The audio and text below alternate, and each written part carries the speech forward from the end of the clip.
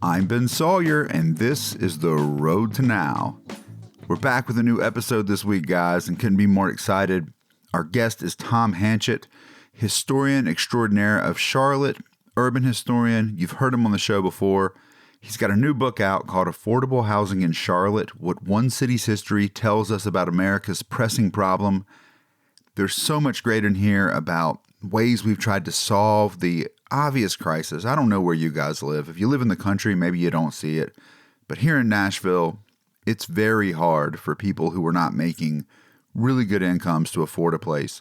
And it's a problem we've got to solve because cities don't run without workers. And if workers can't afford to be here, the city's not going to work the way it should. Besides, income and contribution are not the same thing.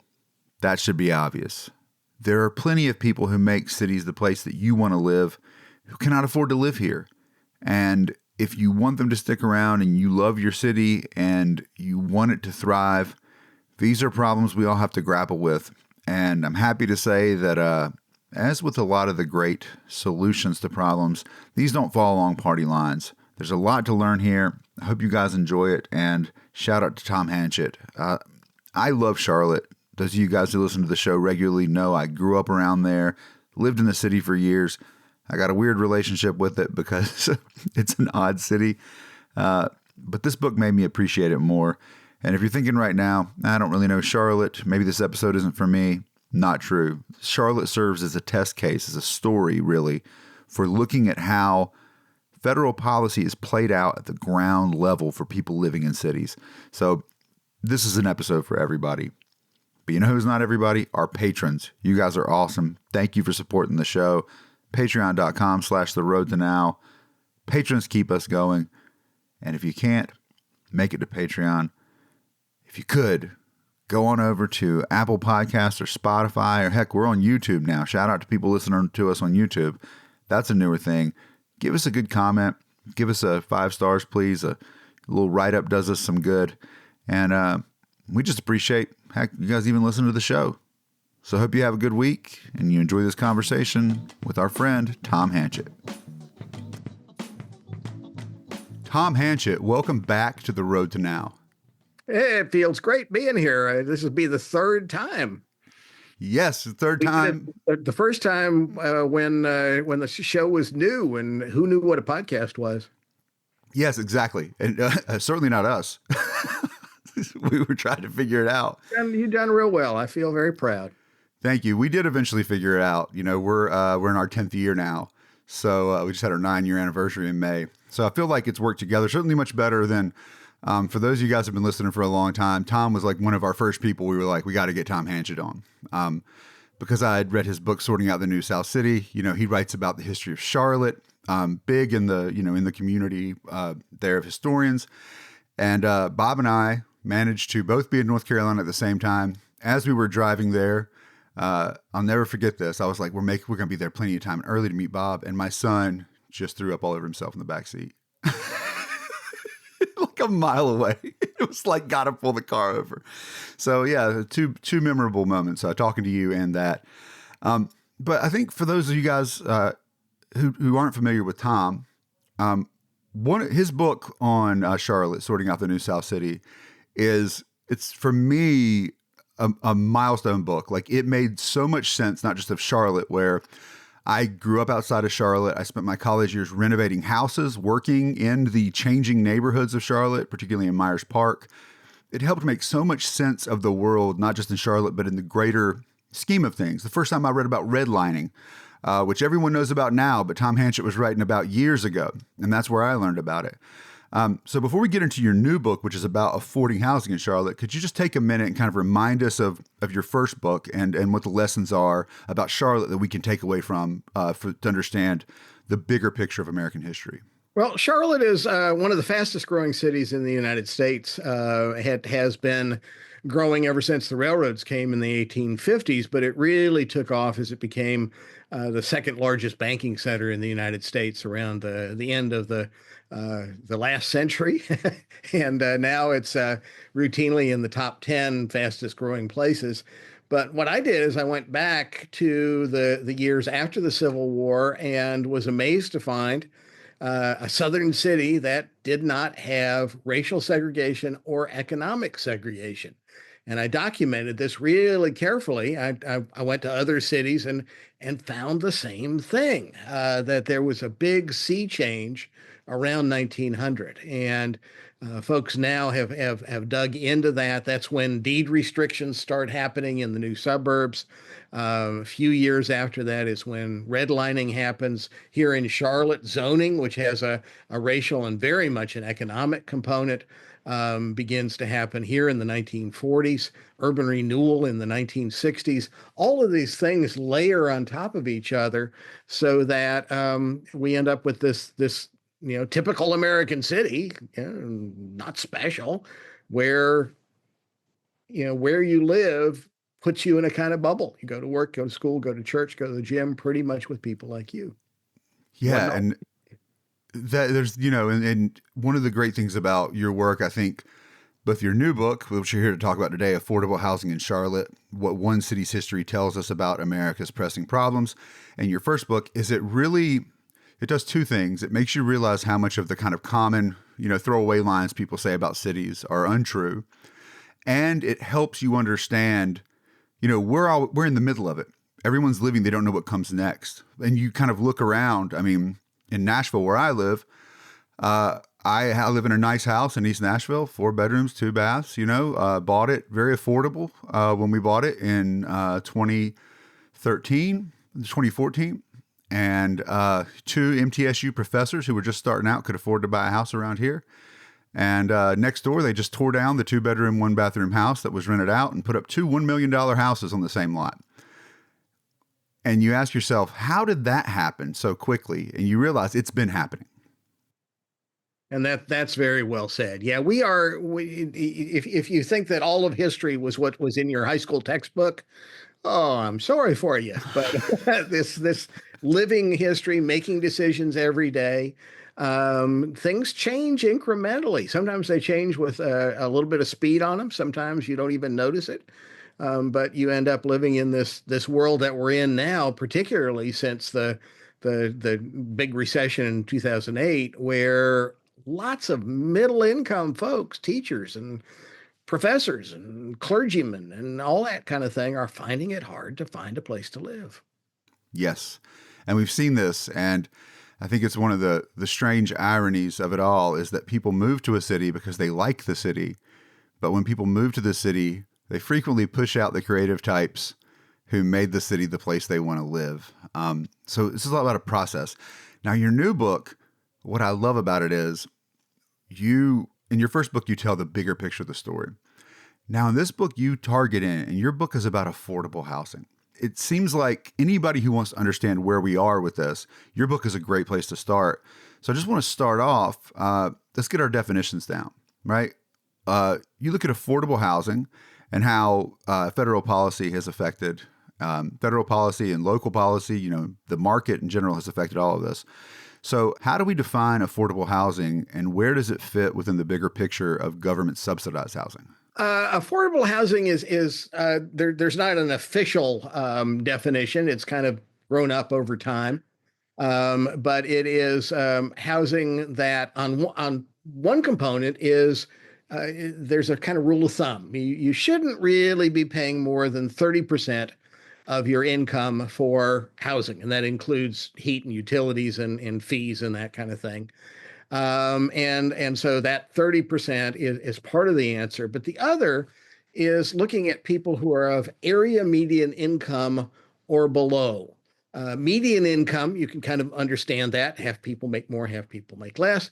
Area median income, because stuff's more expensive in New York than it is in small town North Carolina.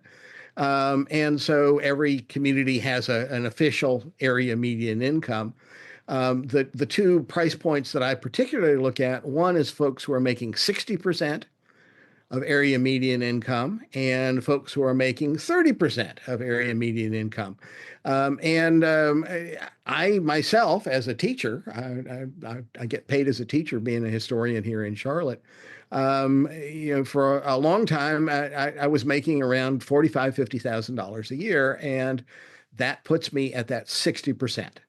um, police officer trainees, nurses, nurse assistants, school teachers, all of those clergy are people who are at that 60% of area median income. It's getting really hard for those people to find a place to live, much less people who are making 30%. Those are food service workers, bus drivers, home care nurses, people who you interact with every day, and you may not realize that, they drove an hour to get from a place where they could afford to rent to where you are.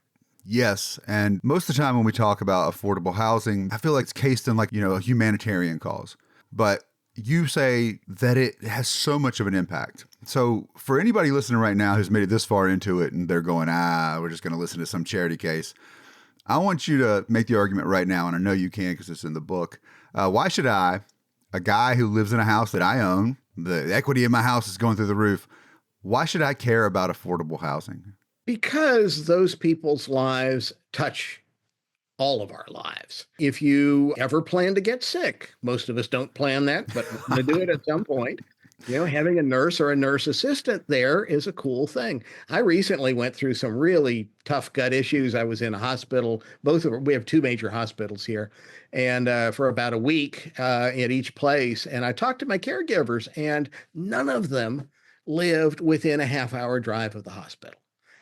Some of them lived much further away. And when you think that healthcare people are often working a 10-hour shift or a 12-hour shift, putting an hour, hour and a half on each side of that, selfishly, I may not be getting the best care. Having us understand that that is part of our lives was a big leap for me. You make the point that creating more affordable housing inside the city allows workers to live closer to their workplaces, which cuts down on traffic. Something we all hate. I think so. I really think so. The area here in Charlotte that is very upscale, has never had housing at area median income, much less below, is a upscale suburb called Ballantyne. Talk to people there, and pretty quick they'll bring up the traffic. And, well, I haven't sat there and measured it, but people who are cleaning your office, people who are selling you a Snickers bar, people who are doing childcare during the day while you're in your cubicle. All of those people have to get to where you are from where they are, and they're right in front of you in the traffic. Yes, and those good hospitals in Charlotte, many of them are in Myers Park, which is incredibly difficult to afford to live in. Yeah. I myself remember making that what would frequently be almost an hour drive from Mount Pleasant, North Carolina to Myers Park to do construction work. There just wasn't, Charlotte was more affordable then, but it still was hard, especially when you're first starting out. Yeah. Now, affordable housing is part of a bigger picture, which is government subsidized housing. And a lot of people will tend to think, well, this is projects, right? This is, pop-ups, which most Americans say is largely a failure or at least non-optimal. But you point out that in your book, you have this great section when you open up. And I love this book, and I just want to say this right now. When you read Tom's book, it's basically a guy going, how do we get here? It's not you ask the questions and you follow them, and it doesn't it reads like you're talking to you, and you're like, and then I found this out, and then I found this out, and it makes it really fun to read. But you open up with this series of, just straight off the bat in the introduction, 6 myths, 3 hard truths, 2 surprising ironies. And one of my favorite ones is irony number 2. As you think about all of this, consider this reality as well. You live in subsidized housing. Yes, you do. So could you explain government subsidized housing and how it's bigger than just affordable housing? Yeah. Okay. I was thinking a different level when you asked that. Boy, I'm glad you read the book. Oh, yeah. Great. The subsidies are all around us in ways that, unless you're a certified accountant tax lawyer, you probably aren't aware of. And the one I was particularly thinking about there was, if you own your own house, not all of us do, but let's assume you do. I don't live in subsidized housing. Yes, you do, because you can write off your mortgage interest. That is a subsidy. Other kinds of subsidies to homeowners, hardworking homeowners. In Charlotte, in the time that you and I have been watching this place, the city has sprawled outward. And whether that's a good thing or not, I can tell you that it's because the federal government subsidized water mains and sewer. and they sent them out into the countryside to encourage services to our rural neighbors. But what it did was to light up the investors. And so, if you live on a water line somewhere, you're probably benefiting from a subsidy. So understanding all of that helped me realize that there are gradations of this thing. There's not just us, the virtuous non-subsidized folks, and then these people who are taking advantage of government aid. Yeah, it's always funny. The way I joke around with people is, you ever eaten at a Waffle House? Okay, where was it? It's probably off an exit on an interstate. There you go. Interstate is a federal subsidy. Yeah. Yeah, and also someone who just drove back and forth to California from Nashville along I-40 most of the way. I can tell you, I looked at, once you get to Texas and you see Route 66 running alongside it, sometimes you go, thank God for this investment. It'd take us a month to get out there. Yeah. That kind of subsidy, but let me bring in another one, which we can come back to in a little bit, and that is Section 8 housing. And Section 8 is a subsidy for folks who are not living in public housing, not in a government-owned project, but folks who are, this was started by President Ronald Reagan, great conservative leader of our nation. What it is a supplement to the rent. They call them housing choice vouchers now, Section 8, one or the other. And the idea is that, put the market to work for you. Go find an apartment that you want to be in. Check if the landlord will accept the vouchers. And it's a good deal for the landlord because you pay what you can, 30% of your income. And then the federal government kicks in directly to the landlord, whatever it takes to get it up to market rate. And so the two big subsidies right now in terms of affordable housing, particularly are Section 8, that's the largest one, and one that's almost as big is the low-income housing tax credit, which gives a tax break to developers who include affordable housing in a development. Yes, and this all goes to your point, which I actually put a quotation marks around this, that there is a, quote, tendency to aim new government aid at middle and upper-income people. And we always think about this as being this beneficial, this benefit for the poor folks. And then people say, all these people are taking our money, but that money goes somewhere. And people historically, a lot of developers, particularly in the 40s, made a lot of money off of these subsidies.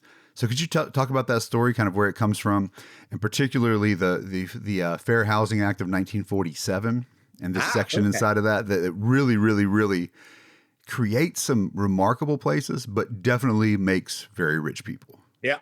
Let me back up before that. The original public housing at the end of the 1930s kind of mirrored the FHA aid to market rate apartments. There was the beginnings of federal involvement for middle-income folks. There had not been huge garden apartments in most cities. And in the mid-30s, a way to get the economy going again and get people decently housed, they started with that. Here in Charlotte, the Myrtle apartments are one that folks know because it's funky and Art Deco. But then that same process became the model for public housing, just with a little bit more federal aid in the pot. And so you had a market rate project template, and then it becomes used for public housing. After World War II, there's a huge shortage of veterans coming back, young folks who had put off marrying during the Great Depression, getting married. We're not going to have enough houses. And so Congress puts in place something that has they had a marketer work on this, FHA 608. All of this stuff it just goes in one ear and out the other. FHA 608 is worth remembering, though, because what it did was to give extremely low interest loans over long periods of time to any developer who would build any multifamily housing. Wow, any? Well, first thing they did was to build upscale housing with those subsidies. And here in Charlotte, there's Sedgefield Village near Park Road Shopping Center. Often these are near a shopping center. Often they're in the better part of town. kind of at the edge of development back in the 40s. And eventually, the folks here in Charlotte and other places figured out they could also do working class housing, because what you did is you were allowed to make a certain percentage of your investment to make a profit. And so that's really when privately owned uh, affordable housing begins to crop up in every American city, 1947, 48, 49, 50. It's such a big giveaway that Congress shuts it down. But that notion that the private market can do better kind of runs through all of this history from the 1930s to where we're going right now. Yeah, and you point out that affordable housing, when we consider it this, this housing that's available for people that are, generally between 60 and 30% of the, the median income, although it disproportionately goes to the 60% people. You point out that this, by and large, historically, has not been direct government-owned housing. It's been what you call NOAA, naturally occurring affordable housing. And this is where it comes from, right? The idea that you can incentivize a market to create this. And this has historically provided the most housing. But recently, and I should say this, we're clearly in a crisis. You point this out in Charlotte, but not just other places. I see it in Nashville. If you live in a city, you see this, that there's a crisis. So could you talk about this idea of NOAA and what's been happening to it? I'm going to tweak a little bit what you said. NOAA is any naturally occurring affordable housing. If you're slow on letters, N, naturally occurring, O, A, H, not the guy with the big boat. Right. This is the houses.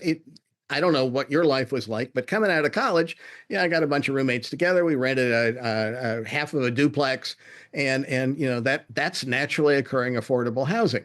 I didn't get any subsidy. My landlord didn't get any subsidy. And that is a way about 3/4 of people who need low-cost housing, that's the way they get it. And what's going on right now, since 2008, since the big recession, is that real estate prices have spiraled upward and continue to spiral upward. This is what you talked about with your house, where I don't know what you paid for it when you bought it 15 years ago, but all of a sudden next door, $2 million duplexes. And dang, that is eroding the naturally occurring affordable housing. So even when a place like Nashville, which has a really good housing fund, which helps developers who are going to build new stuff, Charlotte has a housing trust fund, helps developers who are going to build new stuff. That's a drop in the bucket. It's good. I'm not criticizing, but it's only a drop in a bucket compared to what we're losing in terms of naturally occurring affordable housing. Yes, and we've seen this. I mean, this just in Nashville. I mean, there is in the middle of East Nashville, there was a long time it was these older apartments. I think they were built in the 50s, before people had to have like 18 closets and all that.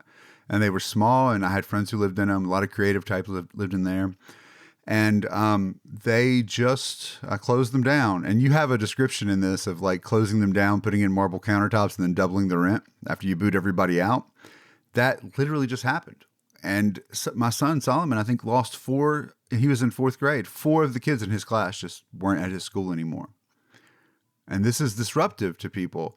But I wonder on the other end of it, when you're looking at a market like we have, right, where I can't tell you how many times people will say to me, man, it must be great to have all that equity in your house. And I say, I'm not moving, right? Like, I'm not leaving. The firing up real estate prices in Nashville have run a lot of my friends out of town who weren't fortunate enough or made it harder for people to live around here. Yeah. So, we're in a market situation where the logic of each individual is to make as much money as possible. And it's the classic kind of Mansur-Olson collective action problem where each individual's rational decisions leads to an outcome none of us actually wants. Yeah. And I wonder, how do you see this? Like, is this something that has always been there? Or like, why is it that only recently we're seeing this huge surge? Not just, we can't even keep up, as you say, with the affordable housing we need, but now we're losing it. What has happened? Do you think it's social? Is it economic? What? There's a stream of thought about this, and it's beginning to get some traction. I talk about it in the book, and it is something that doesn't seem related. In 2008, when the economy contracted rapidly, the Federal Reserve set interest rates very low. This is a normal tool. I can remember them doing it in the 60s. But normally when you do that, you set the interest rates low, business people borrow money, start doing cool stuff, and then the Federal Reserve brings the interest rates back up. And that didn't happen in 2008, 2009, 2015, 2020. They kept cutting interest rates every year, every 2 years or so, every few months, they would cut the interest rates again. The last big cuts were in 2019 when it got down under 3% for a mortgage. And early 2020, before anybody knew about COVID, there were you could get a mortgage for 2.5%. A lot of people, friends of mine who are smarter than I am, refinance their houses. And what that was a huge subsidy to anybody who could afford a loan. Right. Qualified for a loan, yeah, all righty, yeah, and you sell a house, you have cash, you buy next thing with cash, and it was just whoa, man, it was cool. But 40% of us are renters. Yeah. Roughly. And sometimes by choice, but often because we can't qualify for a mortgage. And those folks are running scared. If you have rented in a place for a long time, are you going to be there next year? Yeah, that was what was crazy is that, just during COVID, when I was at home, I just started calling real estate companies to refinance. And I'll say they never stopped going lower. They just stopped going so much less lower back and forth between them that I finally just was like, it's not worth my time to get another like 0.02 we refinanced under 3%. And to some of you guys who are listening might be saying, well, of course you had equity in your house at that point. You did it. I fail to be proud of just buying a house in a place I wanted to live. It doesn't really seem like something I should be too boastful about. But this whole idea of like a 30-year mortgage, which none of us really think of as a subsidy or as an innovation, it absolutely is. And it comes out of the government push and policy. So those of us who can get this, I'll frequently ask in my classes, how many of you guys plan on buying a house one day? They all raise their hand. I'm like, how many of you guys got 50% of the house price to put down right now and can earn the rest in 2 years? And they're like, what? And I'm like, that's foreign to you. Could you talk about the origins of this and why suddenly lenders are willing to lend for this long? Yeah, this is another subsidy. It's not like somebody picks up a shovel and shovels money at you, which may be the way you think of about a subsidy, but it's setting up the playing field so that it helps certain people. And it's what government does, is it sets up the playing field. That's why humans have invented government. But before the Great Depression of the 1930s, the mortgage market, pretty much the federal government was not involved, didn't set interest rates, all those kind of things. And the natural economics of a mortgage is the person who lends you the money wants to get it back as quick as they can. And so used to be you had to have 50% down. You had to pay off your mortgage in 2 years or 5 years. And in the 30s, kind of like in 2008, the mortgage market froze. The times it couldn't predict what was going to happen. And so banks quit lending money, and the Fed said, what can we do? What can we do? And they invented mortgage insurance, which is where people normally fall asleep when I'm talking, but don't because it's actually important. The insuring of a bank, if it's going to make you a loan, allows you to have a longer loan. Why is that important? Well, a 20-year mortgage or a 30-year mortgage, it brings down the monthly payments, it brings down the down payment, and all of a sudden, my dad can afford a house. Right. And this was not the way it used to be. And I think there's an interesting line you tell here that this, we can't get into it. The book is great. You guys got to get affordable housing in Charlotte if you're interested in this at all.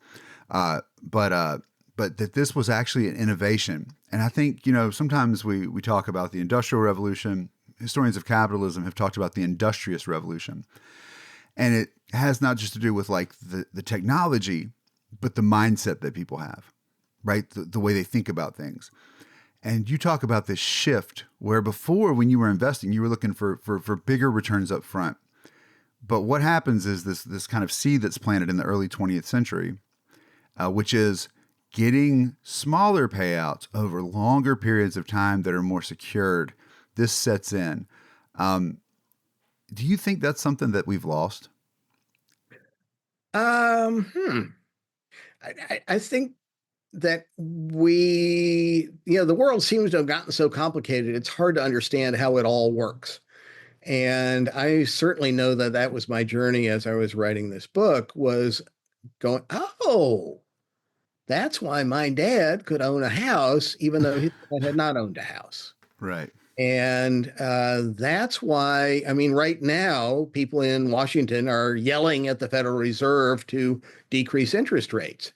And they know the people who are yelling the loudest, are people who basically have real estate smarts.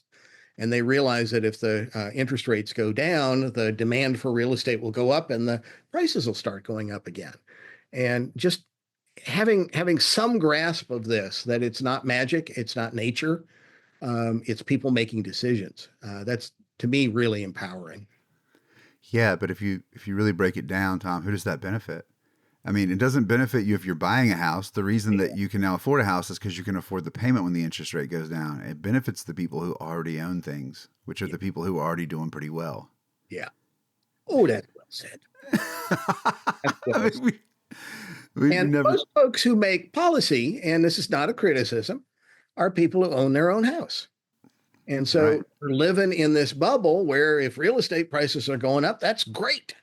And I'm guilty of that too. I'm not sure I need to feel guilt, but just understanding that when that does benefit somebody like me, there are people who are my neighbors, go to school with my kid, teach my kid, who are renting and who are disadvantaged by this price rise.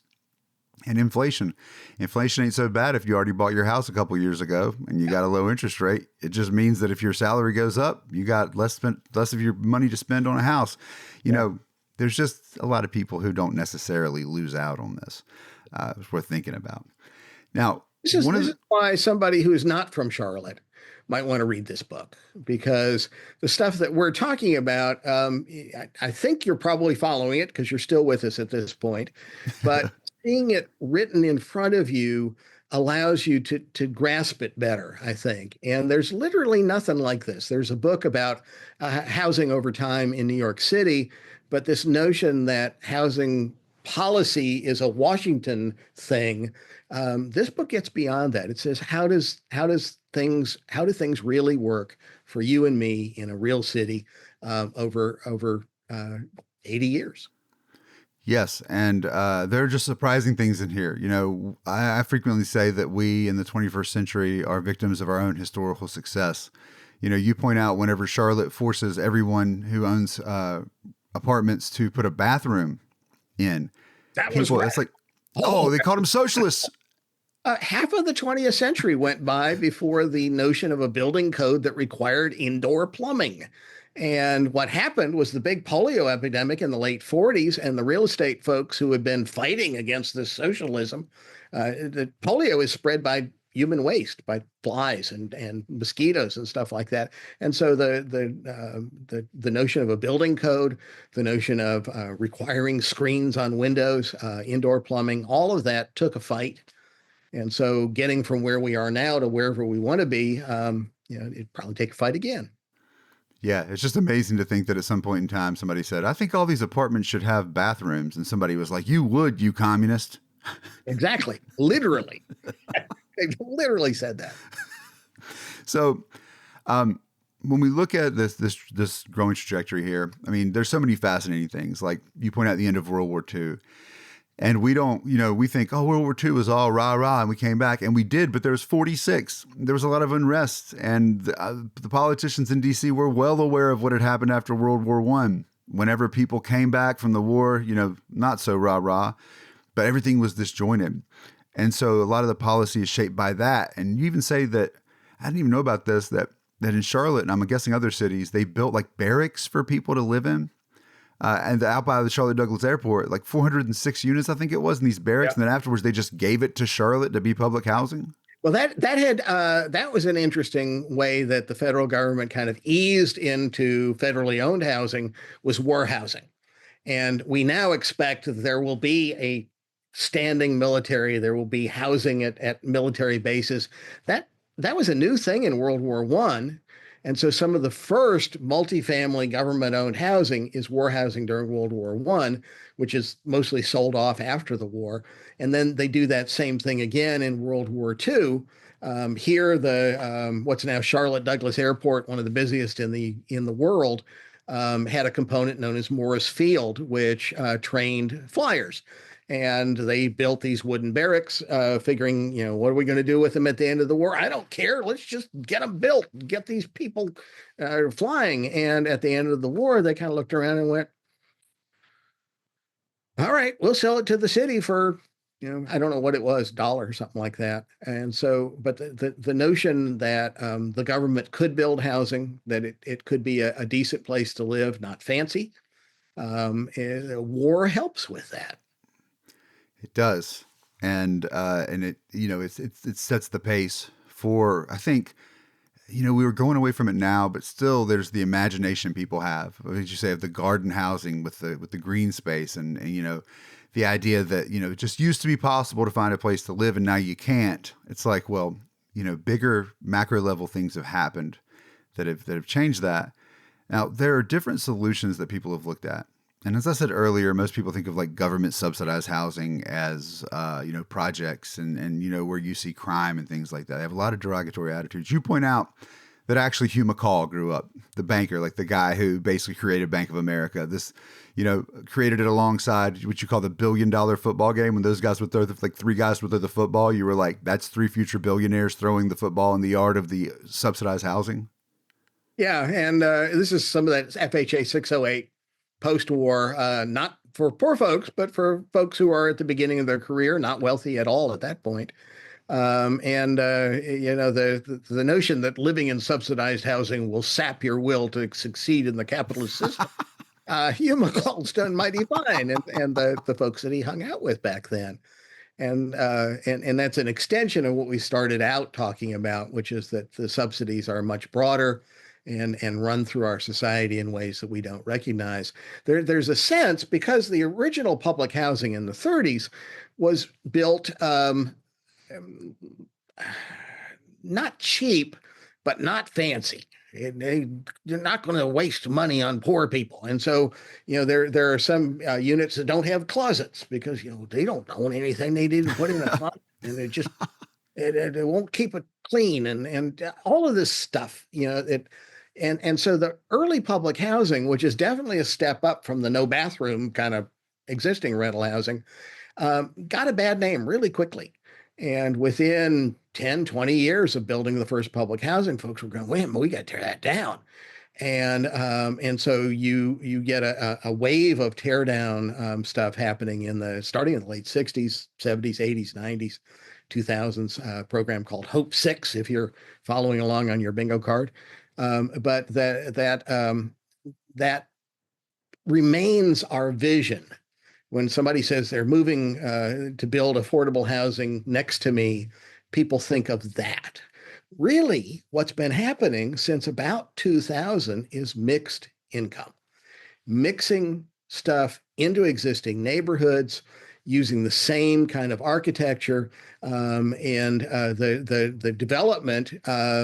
There's South Park Mall is our upscale mall here. Right across from it, there's a Whole Foods, and there's a couple of streets of boutiques and apartments above and senior housing. And much of that is subsidized housing, about 80 units. And it has not hurt the desirability of property values in that area because most folks don't even see it.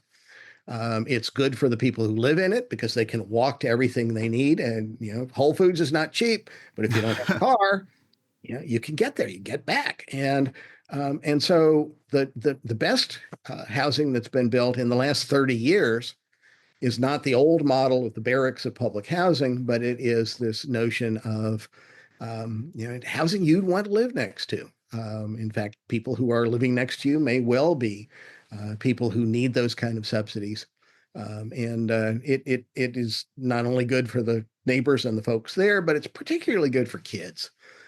Kids who are coming up in this environment, they see much broader section of society. In public housing, there was a guy named William Julius Wilson when I was going to graduate school who talked about the lack of role models in that very separate world of public housing. And we're doing better now. We need to give us a little pat on the back. Need to do more, but we're doing better. Yeah, I mean, this, I didn't mean to go in this direction, but it's true. I mean, so much of what you think you can do in the world has to do with who you see around you growing up. And so many people, I can't remember who it was, it made a point, when you're a kid, a lot of kids go, what does my dad do? What do the people around me do? So when kids grow up in poverty and they end up selling drugs, what do you expect? Like, your dad was an accountant and you became an accountant. That's a common story, right? Your dad was a carpenter, you became a carpenter. But if all you see people around you are doing one thing, don't be surprised. It's not that you've decided to be a deviant. It's what works around you. And when you have alternative role models and you see, well, my dad sells drugs and life's precarious, even though we have this nice place, like maybe I could be a lawyer or something. But the greater story is, I think when people think about public housing, they think, I'm bearing the cost. If I let these people live in my neighborhood, I'm bearing the cost. And what benefit am I getting? But when you these mixed examples you're talking about, you're bearing no cost. And yet you are, even if you don't see it directly, you are reaping the benefit. So how do we get there, Tom? Everyone should listen to the Road to Now podcast. Seriously, this is a storytelling problem, at least partly.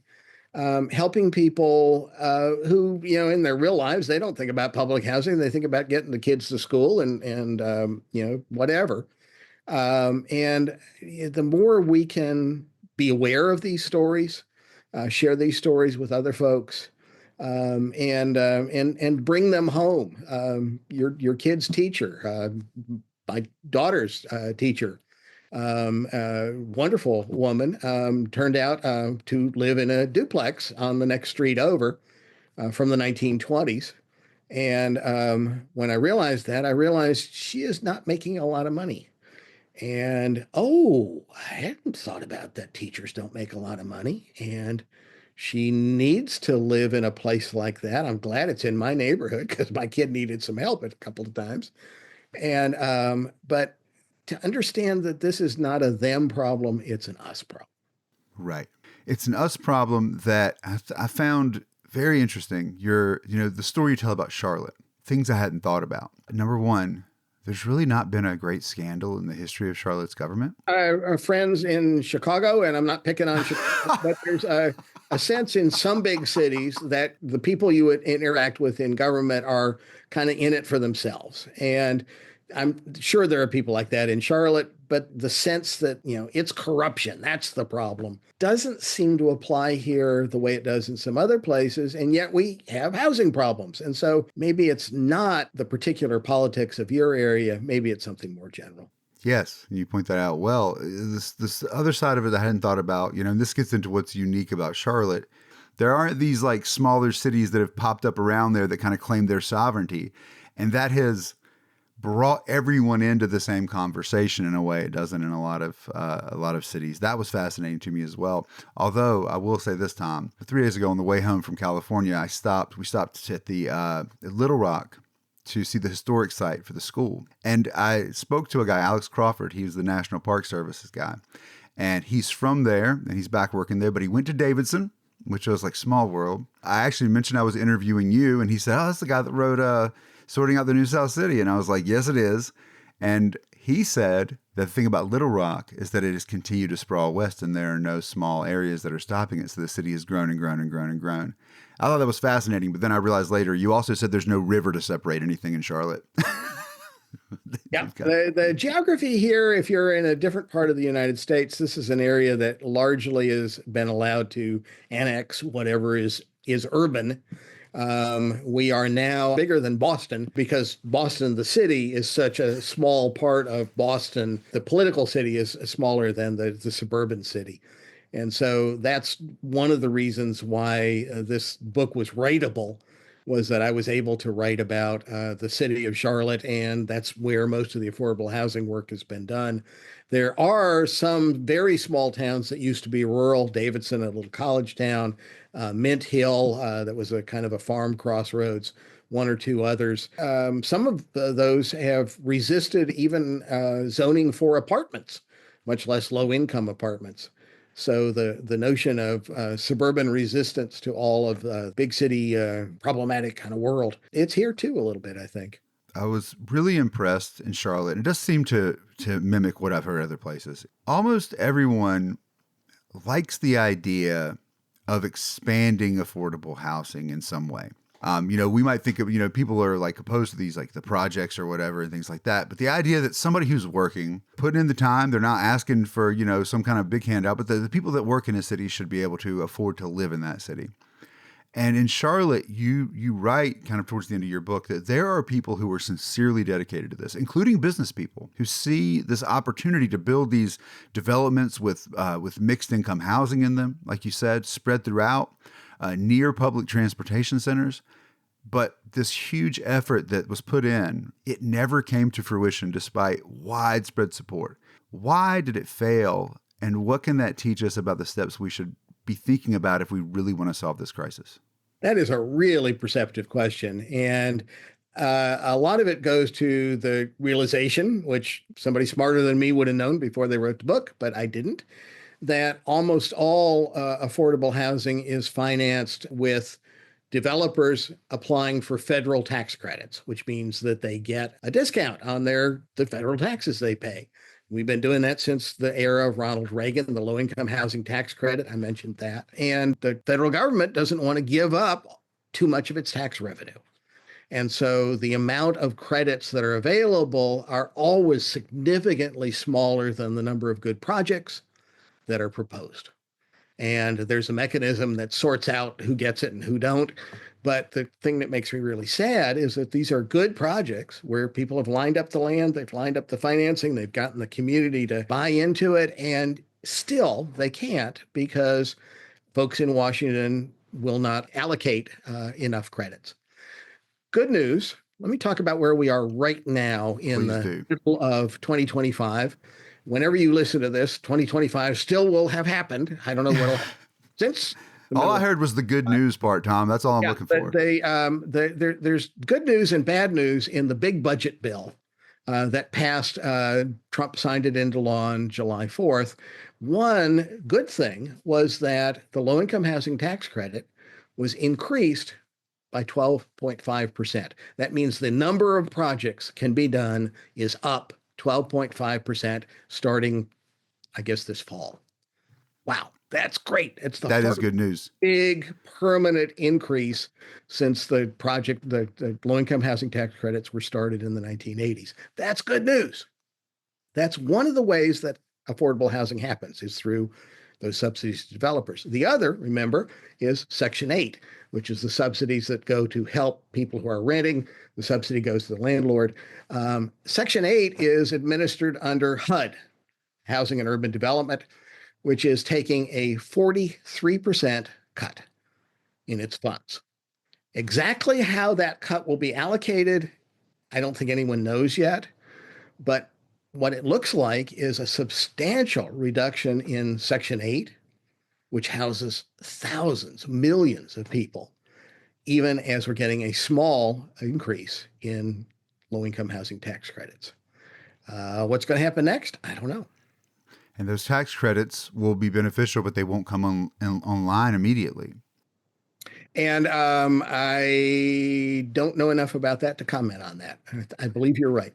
Well, I mean, it takes a while to build something, and if you suddenly cut people off of their there are certain parts of that bill that are that go into effect immediately, and some that happen later, and I don't have that in my head, unfortunately. But you're right. I mean, it takes a couple of years for something, even once it's okay, to come out of the ground and be rentable. Yes, I do know this, much to the chagrin of everybody I ever worked for in construction. It does take a while to build something worth having. So this is both hopeful and a bit of a struggle. You know, but you say, I think you can make a convincing case in this book that really this mixed type of development has proven to be the best solution. There is no silver bullet. I do love that you say, you know, that some people say the private market is a solution, and other people say only government can solve this. And you're like, oh, if only it were so simple. Yeah, it's not one or the other. And all of the different things that get laid out in that book, they're models. They're things that we can try today. We'll know more about them than we did when we first tried them. And so this is tackleable. This is doable, and it darn better be, because we have too many people living in tents and under the interstate highway overpasses right now. Yeah. And if you're listening, and just know this, the general solution is to try to find a way that working people can afford to live in the place that they work. And for whatever you think is the right solution, I'll say, by all accounts, what we're doing right now is not working. So go read the book. Go read Affordable Housing in Charlotte: What One City's History Tells Us About America's Pressing Problem, by Tom Hanchett, the man who knows Charlotte like the back of his hand. It's a great book, Tom. Big thanks to UNC Press, University of North Carolina Press in Chapel Hill, getting some national attention for this book. And I appreciate you giving it some attention. Well, it's great. It's just a part of my plan. You know, it's like your mixed income housing. You know, if you put someone smart like you next to someone like me, it kind of seems like we're both smart. You know.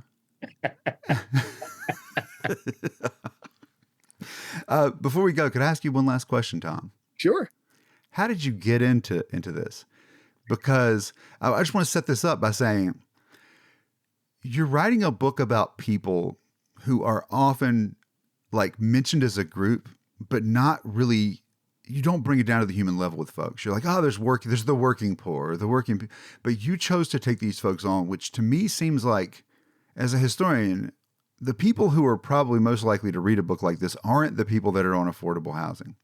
So it's a big gamble, but it seems like you care about it. What path led you to write the book?